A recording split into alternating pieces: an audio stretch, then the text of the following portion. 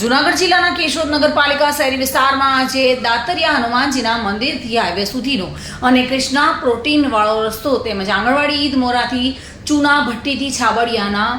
નેસ સુધીના સીસી રોડનું લોકાર્પણ અને માંગરોળ રોડ આહિર સમાજ સીસી રોડનું ખાતમુહૂર્ત કેશોદમાં 88 મત વિસ્તારના લોકપ્રિય ધારાસભ્ય દેવા માલમ તેમજ કેશોદ નગરપાલિકા પ્રમુખ મેહુલ ગોંડલિયા, સુપ્રિન્ટેન્ડન્ટ પ્રવીણ વિઠલાણી, ઉપપ્રમુખ પ્રતિનિધિ ચિરાગ ભોપાળા દ્વારા કેશોદ દાતરિયા હનુમાનથી માંગરોળ હાઈવે સુધીનું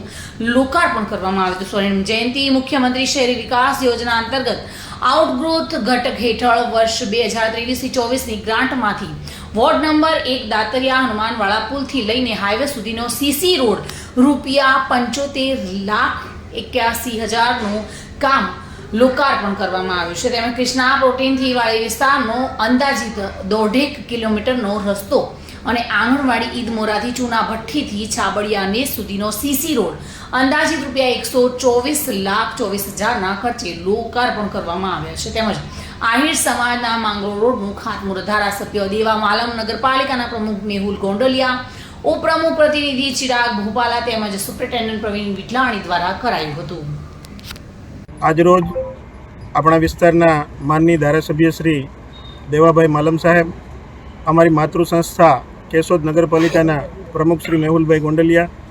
ઉપપ્રમુખશ્રીના પ્રતિનિધિ શ્રી ચિરાગભાઈ ભોપાળા, નગરપાલિકાના સદસ્યશ્રીઓ, તમામ જે રોડનું આજરોજ લોકાર્પણ રાખવામાં આવેલ છે એ વિસ્તારના વાડી માલિકો, કારખાનેદારો બધાની હાજરીમાં આજરોજ લોકાર્પણનો કાર્યક્રમ છે એ સંપન્ન કરવામાં આવ્યો।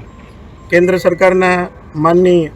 મંત્રી શ્રી મનસુખભાઈ માંડવિયાના સીધા માર્ગદર્શન નીચે તેમજ આપણા વિસ્તારના લોકપ્રિય ધારાસભ્ય શ્રી